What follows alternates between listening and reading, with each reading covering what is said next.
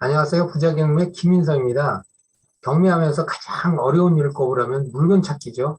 물건을 찾아야지 권리 분석도 하고, 인정 활동도 하고, 낙찰받아서 내 물건을 만들죠.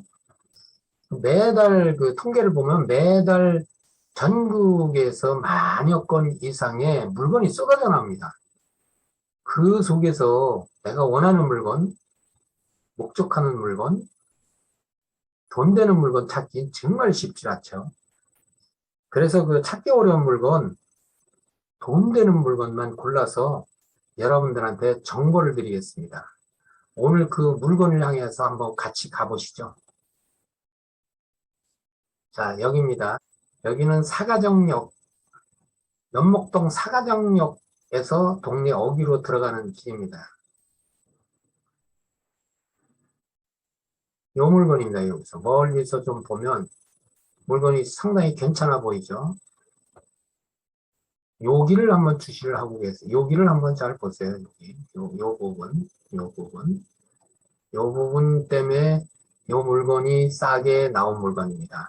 지금 방크까지 떨어져 있는 거고, 그래서 이 부분을 자, 집중해서 좀 보시고,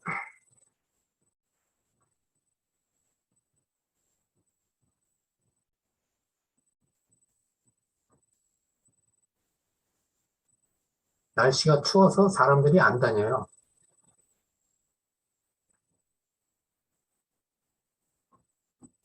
이 건물이 화강석으로 외장을 마무리해가지고 깔끔하고 고급스러워 보여요. 감나가 보이죠? 아무래도 건축비가 많이 들어가니까. 주차장 한 3대, 외부에 3대, 내부에 4대, 7대 정도가 확보됩니다. 법정 주차대수는 5대입니다. 내부를 안에 들어갈 수 없지만 안에서 보니까 상당히 깨끗하게 보존 관리되고 있더라고요. 우편함에 우편물도 상당히 많고요. 자, 이 물건입니다. 이 물건. 서울 중랑구 면목동 863-66 대지 55평에 연면적 108.8평 지상 5층입니다. 1층은 주차장으로 사용하고 있고요. 감정 가격이 17억 3,460만 2,780원. 최저 입찰가 8억 8,811만 7천원. 반값입니다. 이래서 돈 되는 물건입니다. 내부도 깨끗하고요. 타일 시공을 해서 아주 깨끗하게 관리 보존되고 있네요. 위성사진입니다. 위성사진을 보면 꽤 넓은 지역을 포괄적으로 볼 수 있죠. 상당히 지역을 넓게 보면서 그 주변의 환경이라든지 컨디션을 충분히 체킹을 할 수 있는 그런 장점이 있죠. 그래서 요즘은 아주 임장 활동이 좀 편하고 좋습니다. 그리고 인근 지역에 이 해당 물건지 바로 인근에 용마산이 있고 또 아차산이 있어서 등산이나 산행을 하기가 상당히 좋고 또 공기가 맑고 좋죠. 산이 있으니까. 그리고 가장 그 부동산 가격에 영향을 미치는 그 역세권. 우리가 보통 역세권이라고 그러면은 반경 그 500m, 방병 500m를 그 초역세권이라고 보죠. 초역세권이라고 보는데 부동산 가치가 좋죠. 여기가 이제 사가정역이고 여기가 용마산역입니다. 근데 이제 거리를 보면 여기서 한 350m 정도 되고 여기서 한 270m 정도 돼가지고 보통 뭐 천천히 걸어도 한 5분에서 7분 정도 역세권이죠. 그래서 상당히 교통도 좋은 위치에 있는 그런 물건입니다. 그리고 요는 이제 도로에 대중교통도 많이 다녀서 이제 사통팔달이죠. 아무래도 이 부동산 입지 조건이 상당히 교통편은 좋은 편이다. 여기는 이제 7호선이 다니는 노선이고 강남까지 한 20분 정도 걸리겠죠. 인천까지도 내려가는 그런 노선, 참 좋은 노선이죠. 교통편이 상당히 좋은 물건 기본 정보를 한번 훑어보면 이 물건은 서울 북부지방법원에서 경매 5개에서 담당을 하고 있고요. 사건 번호를 보니까 2020 타경 4768 감정평가 금액은 17억 3,460만 2,780원이고 최저 매각 가격 8억 8,811만 7천원. 요 정도 됩니다. 예정 매각기일은 2022년 3월 2일 101호 법정. 물건 비고나를 보면니까 일괄 매각입니다. 이제 토지하고 건물, 우리나라 부동산은 별개의 부동산으로 보기 때문에 요 매각이 과연 어떻게 되느냐. 따로따로 되면 법정지상권 문제가 생기는데 일괄 매각입니다. 또 여기 제시의 건물이라고 있습니다. 본 건물 외에 별도의 제시된 건물이 있다. 근데 이 제시의 건물이라는 거는 보통 건물을 지면 허가를 받고 사용 승인을 받는데 사용 승인을 끝나자마자 불법으로 용도 변경을 하거나 증축을 한 부분을 우리는 제시의 건물이라고 합니다. 그래서 이 제시의 건물 부분에 문제가 있어서 이 물건이 싸게 나오고 우리는 싼 값에 살 수 있는 기회를 취득하는 겁니다. 근데 요거는 지난 차수에 재매각이 이루어졌었어요. 그 최고가 매수인이 있었는데 미납을 했습니다. 그래서 요 물건이 우리한테 기회로 돌아왔고, 그러므로 매수 신청 보증이 20%입니다. 이런 거 잘 체크해 놓으세요. 실수로 10%만 넣으면 그냥 안 됩니다. 소재지는 중랑구 면목동 583-66. 신번지로 건물은 나왔네요. 중랑구 면목로 38길에 51. 그리고 또 하나 여기서 살펴볼 거는 이 청구 금액입니다. 청구 금액이 많고 지급을 한 번쯤은 꼭 반드시 어떤 물건이라도 체크를 해봐야 됩니다. 대의변제라는 제도가 있어서 우순위 권리자가 이 금액을, 이 채권액을 갚아버리면 선순위가 돼서 낙찰자가 자칫 부담할 그런 소지가 분명합니다. 그래서 이 금액을 반드시 체크를 해보고, 제가 평가를 해보니까 거의 그 세입자 중에 누군가가 이 많은 돈을 두고 대변제할 가능성은 거의 희박하다. 이렇게 제 판단입니다. 우리가 그 경매 물건이든지 일반 매매 물건도 마찬가지지만 특히 경매 물건 같은 경우에 건물 등기부 등본, 건물이 있는 데는 건물 등기부 등본을 잘 봐야죠. 훑어봐야 되는데 사실 그거 보면서 복잡해요. 뭐 주말된 것도 있고 살아있는 것도 있고 이거 어떤 게 살았는지 어떤 게 죽었는지 아주 헷갈리는 경우가 많아요. 근데 그거 뭐 일일이 봐야 되겠지만 그거보다도 이거 보면 일목요연하게 잘 나왔어요. 이게 주요 등기사항 요약인데, 등기사항 요약은 증명서상에 말소되지 않는 사항을 요약해서 여기다 기재를 한 겁니다. 그래서 소유자가 나오고 또 소유 지분을 제외한 소유권에 관한 사항, 그 소유권을 제한하는 사항들이죠. 이런 등등을 하고 얼굴 안에 이제 물권 또는 임차권은 채권이지만 임차권도 등기가 가능하기 때문에 이제 임차권 이제 등기.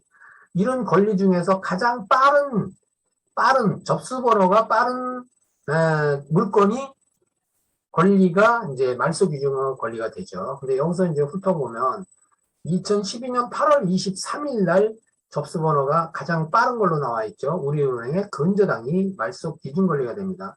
그리고 갑구란이라든지 을구란에 이보다 빠른 선순위 권리는 없습니다. 깨끗한 물건이죠. 이런 물건을 우리는 좋아합니다. 많은 사람들이 여기 참여를 합니다. 그래서 많은 사람들이 또 폐찰도 하고 그런 물건, 이렇게 깨끗한 물건들을 폐찰이 그만큼 많다는 얘기죠. 자, 근데 이게 보니까 일반 건축물은 위반 건축물이 딱 노란 딱지가 붙었네요. 그래서 아까 제가 저 동영상을 보면서 이 부분을 잘 체킹을 해라. 이 부분을 유심히 봐라. 그 부분 때문에 이 건물이, 이 대상 물건이 싸게 나온 거다. 그리고 우리는 싸게 살 수 있다.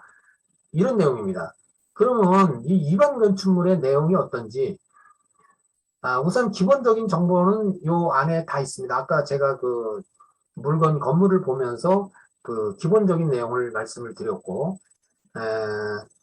여기에 구조를 보면 철근 콘크리트 구조고, 여기에 이제 용도를 보면 2층에 근린 생활시설이고 3층이 주택입니다. 주택으로서 세 가구, 한 가구인데 이제 두 가구로 표기됐는데 여기 보면 7가구로 나와 있죠. 7가구. 그래서 이건 7가구입니다. 7가구. 그래서 2층은 근린이고 7가구로 건축 허가를 받았습니다. 자, 위반 건축물에 대한 내용이 바로 여기에 기재가 되어 있습니다. 여기에 위반 건축물에 대한 내용이 여기 기재되어 있는데 사용 승인을 보니까 2012년 7월 26일 날 사용 승인을 받고 곧바로 용도 변경과 증축을 해서 불법 증축을 해가지고 2012년 10월 29일 날 위반 건축물로 등재가 됩니다. 2층에. 또 11월 7일 날 주택과에서, 요건 건축가고 요건 주택가입니다. 주택과에서, 주택이니까 주택과에서 관리를 하죠. 주택과에서 위반 건축물로 등재가 돼서 이제 위반 건축물로 이제 이 건물은 그렇게 됐습니다. 그리고 이제 보통 위반 건축물로 이제 등재가 되면 지정이 되면 원상복구 명령이 내리죠. 그래서 원상복구 명령이 떨어져서 이행을 안 하게 되면 어느 시점부터 이행 강제금이 부과되는데 이행 강제금이 지금까지 내고 있는 건물입니다. 그래서 그 위반 건축물이기 때문에 이렇게 싸게 반값에 지금 현재 떨어져 있어서 우리한테 기회가 온 겁니다. 자, 이 건물의 2층 평면도를, 이 건물의 평면도, 각 층의 평면도를 보면 2층에 전부 근린이 온 것이 용도 변경돼서 주택으로 변했는데 상당히 물건이 깨끗하고 좋죠. 네모 반듯반듯하고 바둑판 모양. 이 세입자들도 여기 들어가면 편리하게 사는 거죠. 또 3층도 마찬가지입니다. 다 3층도 아주 그 평면도상 구조가 아주 잘 설계가 됐습니다. 그래서 이런 상태로 이제 세를 놓는 곳이고, 보면은 위반 건축물 부분에 대해서는 이쪽이 아마 북서 방향 같은데, 북서 방향 쪽으로 이렇게 2평 반이 3층에서는 이렇게 증축이 돼 있고, 여기 4층 같은 경우에는 북쪽, 서쪽, 북서쪽, 요 베란다 쪽에 이제 그 불법으로 증축이 된 부분입니다. 5층도 마찬가지고, 5층도 베란다 쪽에 이제 증축이 돼서 요거를 효율적으로 사용하고 있는, 임대 수익도 높이는 그런 건물입니다. 도시계획 확인을 보면 도시지역은 도시는 다 도시지역이고 2종 일반 주거지역의 7층 이하 지역입니다. 그 다른 법령 등에 따른 지역 지구 등은 건축물이 있는 이 토지에는 이게 별로 해당이 없습니다. 이미 건축하면서 건물을 지면서 이 규정을 다 적용을 받았기 때문에 이건 그렇게 큰 의미는 없습니다. 또 다른 어떤 그 토지 이용 규제나 이런 것이 있으면 여기에 이제 기재가 되는데 그런 게 기재를 없습니다. 그리고 다가구 주택 같은 경우에는 전형적인 수익형 건물이죠. 우리가 수익형 건물, 투자형 건물, 거주형 건물 이렇게 분류를 나누는데 수익형 건물이고 여기는 재개발이나 그런 어떤 그 투자로서의 가치는 없다고 봅니다. 재개발 가능이 희박하죠. 왜 용적률이 안 나오지 않습니까? 그래서 이런 정도의 도시계획이 있는 것이고, 자, 우리가 이제 그 경매를 하다 보면은 경매 사건 목록을 반드시 우리가 이거를 통해서 권리 분석을 해야죠. 근데 여기 이제 이 화면에는 이제 현황조사서입니다. 근데 현황조사서에 세대수가 나와 있습니다. 건축물 관리대장상에 7세대였죠. 7세대가 16세대로 변했습니다. 그 위반 건축물로 이행강작을 내면서 이렇게 많은 세대수를 뽑아서 그만큼 수익을 더 창출하고 있다는 얘기죠. 괜찮은 물건이죠. 수익형 건물로서는. 그래서 16세대가 지금 세를 놓고 있고 세를 받고 있습니다. 요거는 이제 매각물건 명세서인데 매각물건 명세서 역시 우리가 아주 경매물건에서는 아주 중요시되는 권리분석에서 아주 핵심적인 서류라고 봐야죠. 그래서 이 부분은 최선순위 설정이라고 써있는 부분이 말소기준 권리입니다. 그래서 항상 아까 본 등기사항 요약표에 나와 있는 말소 기준 권리와 이 권리가 같은지도 체킹을 좀 반드시 하면 좋겠습니다. 그리고 작성일자는 2021년 10월 13일입니다. 항상 작성일자는 현황보고서보다 상당히 늦습니다. 그래서 어떤 때는 현황보고서가 매각물건 명세서보다 권리 확인에는 더 유리한 경우가 있습니다. 그래서 두 가지는 항상 보완적으로 항상 검토를 해야 될 부분이 있습니다. 이 부분은 임차인이 된 현황인데 임차인의 현황이 어려운 게 없어요. 다 말소되기 때문에 다 어려운 게 없습니다. 전부 소멸대상 임차인입니다. 이런 물건 좋아하죠, 우리가. 임차인 선순위 없는 임차인들, 이런 거 상당히 좋아합니다. 하단의 비고란에는 건축물 관리대장상에 나와 있는 일반 건축물에 대한 내용입니다. 똑같은 내용이고요. 감정평가서 유학을 보니까 감정가가 여기 나와 있죠. 17억 3,460만 2,780원. 감정을 언제 했냐? 2020년 7월 22일 날 했습니다. 한 1년 6개월이 넘었죠. 그럼 그때하고 지금하고의 그 부동산 가격은 지금 상승이냐, 보합이냐, 하락이냐, 그건 여러분들이 한번 잘 평가를 해보세요. 이 금액에 대해서는 그동안에 많이 오르긴 올랐죠. 1년 6개월 동안 한국의 그 국내 부동산이 아파트를 위주로 해서 상당히 많이 올린 편이죠. 그러니까 그런 거를 한번 평가를 잘 하시면은 입찰하는데 또 수익을 창출하는데 상당히 도움이 됩니다. 이 물건은 참고로 2018년도인가 19년도에 거래 사례로 요 평가를 최저 감정가를 창출했더라고요. 그래서 뭐 이것이 원가 방법이냐, 아니면 복성식 방법이냐, 수익 창출 방법이냐, 뭐 그건 아니고 거래 사례에 의한 걸로 가격이 나왔습니다. 그리고 여기 아래 보면 아까 그 불법 건축물에 대한 그 증축 부분이 여기 나와 있습니다. 이게 2평, 3층이 2평, 작았었죠. 4층이 8.74평, 5층이 4.69평. 그래갖고 여기 51평방미터 정도 되고, 요 불법 건축 증축분에 대해서 제시 외의 건물이 포함됐다고 그랬죠? 여기 포함됐습니다. 4,166만 7천원이 포함돼서 전체 금액 17억 3천만 원이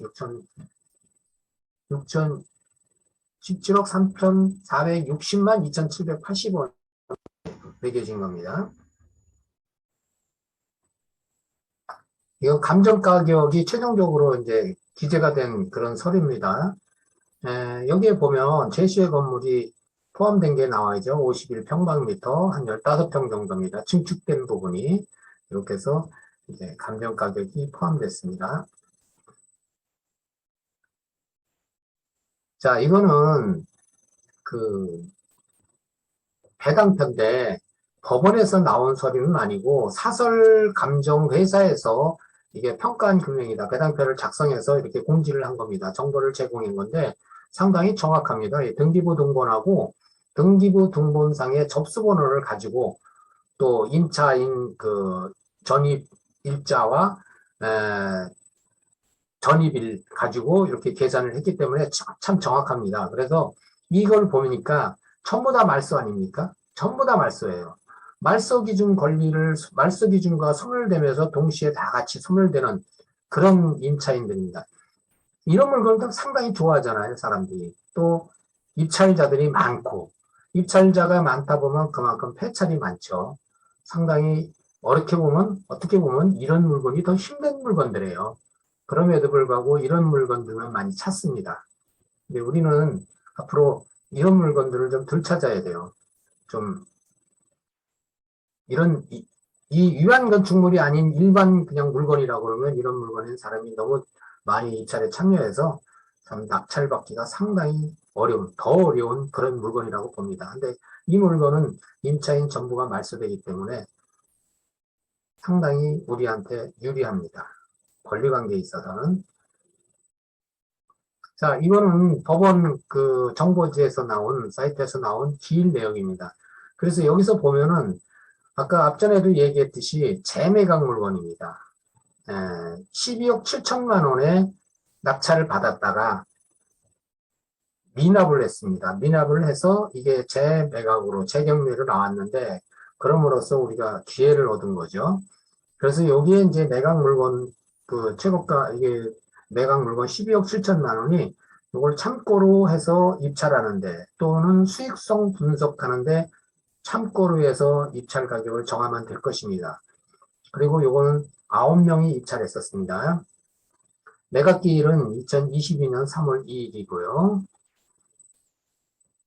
법원은 1호선 도봉역하고 7호선 수락산역 중간에 있습니다. 여기 가셔서 낙찰 받으시면 됩니다. 자, 그러면 이런 위반 건축물이 이게 돈 되는 건물이라고 그러는데 일단은 위반 건축물에 대한 건 여러 가지 좀 하자가 있기 때문에 그만큼 싼 건데 그러면 이 건물에 대해서 낙찰받기 전에 낙찰받고 나서 무슨 대처 방안이라든지 좀 그런 게 있어야 되지 않겠느냐. 그렇죠. 그런 게 좀 있어야죠.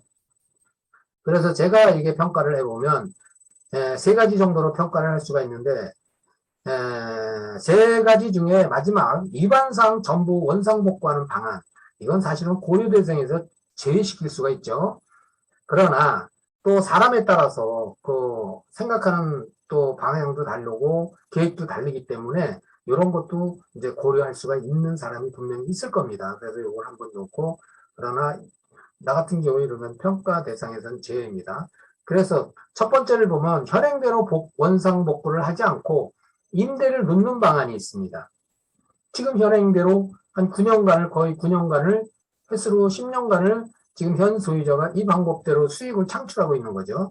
두 번째로는 위반 사항 중 3층, 4층, 5층만 원상복구하는 방안. 2층은 용도 변경을 그대로 진행을 해보고 3층, 4층은 어차피 중축돼서 용적률에도 제한이 가지니 규제를 받으니까 이거를 철거를 해가지고 원상복구해서 수익을 창출하는 그런 방안입니다. 자세히 한번 살펴보죠. 자, 현행대로 원상복구를 하지 않고 임대를 넣는 방안에 보면은 일단은 다시 한번 상기하는 의미에서 사용 승인일은 2012년 7월 26일입니다. 위반 건축물 지정일 2012년 10월 29일, 경매 개시일 2020년 7월 16일. 그러면 사용 승인을 받고 위반 건축물로 지정받은 다음에 임대가 개시됐습니다. 임대가 2013년 4월 1일부터 2020년 7월 14일, 불과 경매 개시 결정 하루 전까지도 임대가 이루어졌습니다. 무슨 말씀을 드리려고 그러냐면, 날짜를 표기를 해본 게 분석을 해보는 겁니다. 자, 여기 들어와 있는 세입자들이 건축물 관리대장상의 위반 건축물이라는 걸 모르고 들어왔을 사람이 있을까요?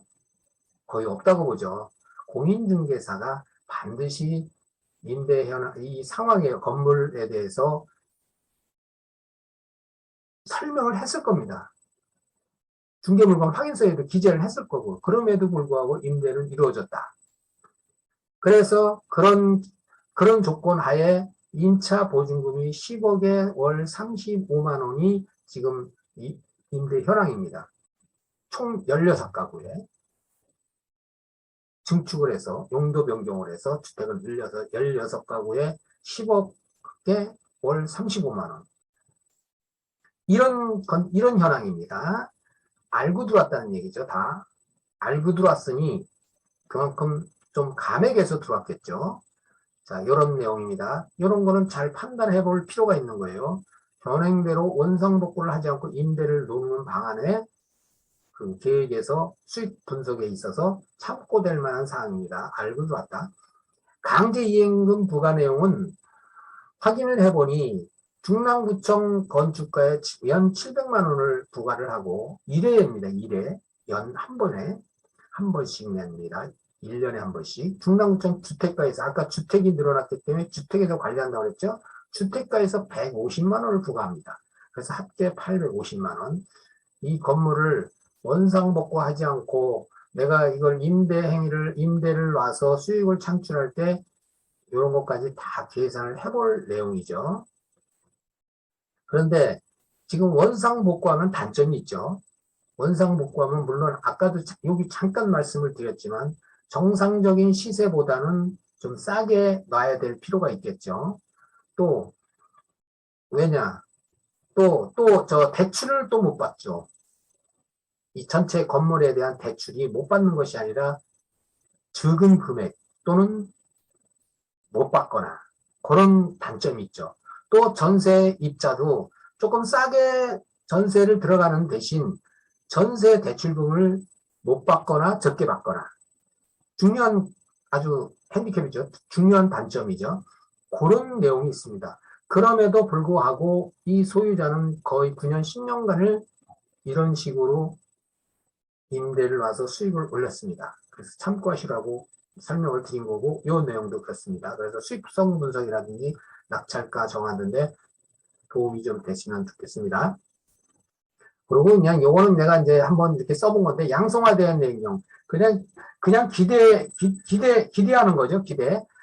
양성화 우리 얘기 많이 들었죠. 주변에서 또 양성화로 구제받은 사람들도 있고, 1990년부터 5, 6년 주기로 양성화가 이루어졌는데, 2014년 마지막으로 양성화가 됐습니다. 그렇다고 보면 좀 기대를 해볼 만도 하죠. 이 방법으로 갔을 때, 또 현재 특정 건축물 정리에 대한 특별조치법이 국회 계류 중입니다. 참고하시면 좋을 겁니다. 원상복구를 하지 않고 임대를 놓는 방안으로 계획을 추진했을 때 한 번쯤은 생각해 볼 내용이고, 두 번째, 위반 사항 중 3층, 4층, 5층만 원상복귀하는 방안입니다. 2층이 용도 변경이 됐기 때문에 2층은 면적이 늘어나는 게 아닙니다. 용적률하고 아무런 상관이 없죠. 그래서 요거는 그냥 두고 용도 변경 추인 제도만 활용해서 다시 변경 신고를 하는 겁니다. 추인 제도는 처음에 건축 허가나 신고를 냈던 그 처음 순서부터 다시 밟아서 인정을 받는 제도죠. 쉽게 얘기해서. 그런 제도입니다. 그래서 추인 제도라는 게 있으니까.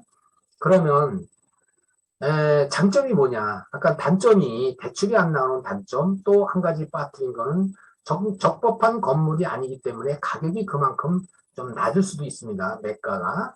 이제 그런 큰 핸디캡이 있죠. 그렇지만 이 방법을 택했을 때는 대출이 원활하죠. 일단은.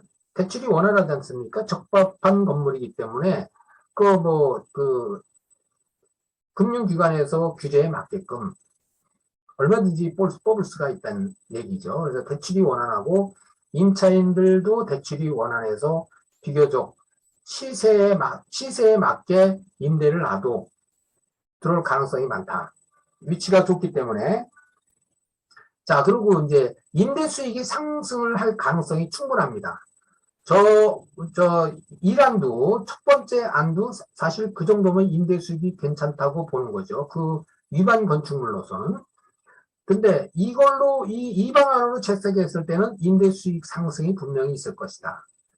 그래서 또 가구 수는 물론 줄입니다. 가구 수는 16가구에서 12가구로 주는데 한번 살짝 예상 임대 보증금을 평가를 해보니까 12가구에서 주변 평균 시세가 1억입니다. 요즘은 뭐 어딜 가나 뭐 서울 대도시뿐만이 아니라 서울뿐만이 아니라 근처 유성도시 그 대도시들도 거의 완룸 뭐 다가구든 오피스텔은 살짝 컨디션이 조금 더 비쌀 것이고 완룸이지만 1억은 그냥 갑니다. 계약 금액이. 그래서 1억에서 1억 2천 정도 간다고 그러는데 여기 시세를 알아보니 한 1억은 그냥 적법한 건물일 경우에는 1억이 간다고 그 인근 그 공인중개사 사무실을 답사해서 그 상담을 나누니 1억은 간다고 합니다. 근데 그러면 합이 12억입니다. 임대보증금이 합이 12억이 들어옵니다. 수익성 분석하고 요거를 가지고 뭐 월세로 가서 월세 수익을 받든 임대 그냥 전세 보증으로 받든 이거는 낙찰 받는 사람이 이제 자금 사정에 맞춰서 하면 됩니다. 그래서 요 금액 정도가 제가 이제 예상하는 금액이고, 그래서 이런 물건들은 사실은 그 경매에서 버릴 물건이 없습니다. 경매에는 다 임자가 있습니다. 아무리 이런 거 일반 건축물이라도 또 특수 물건이라도 무신도 짝이 있다는 말이 속담이 있지 않습니까? 그런 말이 있듯이 특히 부동산에는 어느 부동산이든 임자는 다 생기고 또 있습니다. 그래서 버릴 물건이 없으니까 항상 우리 그 구독자분들이나 여러분들은 어떤 물건이든지 그냥 버리지 말고 저건 안 돼 하는 그 고정관념을 버리지 말고 항상 물건을 체킹을 해서 내 물건을 만드는 게 중요하고 경매는 우선 낙찰을 받기 위해서 합니다. 연습 삼아 하고 공부 삼아서 하는 거는 아닙니다. 낙찰 받아서 하기 때문에 낙찰을 목표로 권리분석을 하고 물건을 찾고 그렇게 임해야 됩니다. 하여튼 이런 그 일반 건축물이지만 돈 되는 건물이기 때문에 오늘 이렇게 정보를 소개한 것이고요. 어느 분들이든지 낙찰받아서 돈 많이 버시고 경매를 하시는 분들은 모든 분들이 다 경매로 부자 되세요. 여기까지입니다. 감사합니다.